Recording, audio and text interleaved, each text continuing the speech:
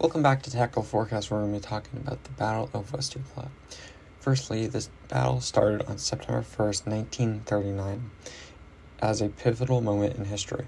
This is one of the first battles in World War II.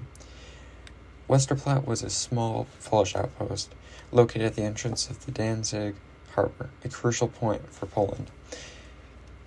The nature of the attack was so sudden and so surprising that it thrust it into the global spotlight. Westerplatte was a Polish military transit depot on the Baltic coast near the free city of Danzig. It controls access to the Danzig harbor. Danzig was an international city with a majority German population. It's an important trading hub for both Poland and Germany, key to Germany's expansion plans. Germany aimed to annex Danzig to extend its influence. Westerplatte, being close to Danzig, became a prime target. The outpost was pivotal in the early stages of World War II. On September 1st, 1939, the attack started. Battleship Schleswig-Holstein opens fire on Westerplatte. It marks the start of World War II. Germany expects a swift victory, believing they can overrun Polish defenses within hours. Despite the surprise with heavy bombardment, the Polish major and his men prepare for a determined defense. Initial bombardment causes parts of Westerplatte to be destroyed, but Polish defenders hold their ground despite the destruction. Germans deploy ground troops for a follow-up attack.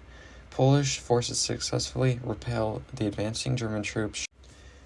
Some of the Polish tactics include the use of terrain, such as using forested cover for concealment, underground bunkers for protection, reinforced barracks for strongholds. They also use artillery to target German troops, machine guns to provide constant defense, and forces multiple German retreats. During this time, Germany has many frustrations, such as underestimate resistance. Germans were expecting a quick Polish surrender. Surprised by the strong and organized defense, Polish determination slowed their advance. The escalation of efforts. They used an increase of heavy artillery, deployment of bombers to target positions, and also naval firepower to destroy defenses. From the days 2 to 4, the siege continues. German escalation. They started using Stuka dive bombers to target Polish positions, causing severe damage to defenses and increased the pressure on defenders. Infantry assaults. They repeated attacks with flamethrowers, use of tanks to breach positions, and persistent failure to break resistance. The Polish resolve. As Polish leadership, they organized a plan for a short defense, adapts to continue holding out, and inspires continued resistance. The extreme conditions they faced were low supplies, exhaustion from continuous combat, and endure constant bombardment and attacks from artillery and bombers. Day 5. Rising tension. Critical moments include the communication cutoff, defenders isolated from the outside world, no updates on broader war situation, difficulty coordinating with command, affected the Polish defense. Morale challenges, ammunition shortages, limited supplies for defenses, increased pressure on available resources, and also food and medical supplies. Supplies were critically low, and it impacted on health and combat effectiveness. Fatigue from continuous combat and psychological strain from the isolation. Continued resistance. The Polish refused to surrender. Defenders remained committed, firm stance despite overwhelming odds, demonstrated resolve and bravery. September 7th, 1939. This was the final German assault. 7 days of combat, continuous bombardment and fierce fighting, exhaustion and damage to the defenses. The Germans launched a decisive attack to capture the Westerplatte fortifications. Polish leadership decided to surrender and protect the remaining men.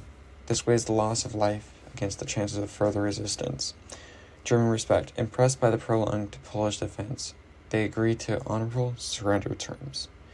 Polish defenders exited with dignity, displayed courage after holding out for 7 days, defied the expectations of initially only expecting 12 hours. The aftermath and legacy. Polish casualties, they lost 15 men and dozens were wounded. Meanwhile, on the German side, hundreds of German casualties were reported and higher losses compared to the Polish side. This was a symbol for Polish resistance. Polish defenders became a symbol of bravery and demonstrated courage against overwhelming odds. The Battle of Westerplatte was remembered as the first major resistance against Nazi Germany and highlights the early defiance in World War II. The broader impact, tactical implications. This shows blitzkrieg tactics were not always effective and provides hope and inspiration for future resistance movements. Overall, this was a symbol of Polish resistance. Westerplatte became a symbol of courage and inspires future acts of resistance throughout World War II. This represents Polish resistance and bravery and shows a continued fight against oppression. Historical significance. This was a small battle with a large impact, and it demonstrates that the resistance is possible even in dire situations.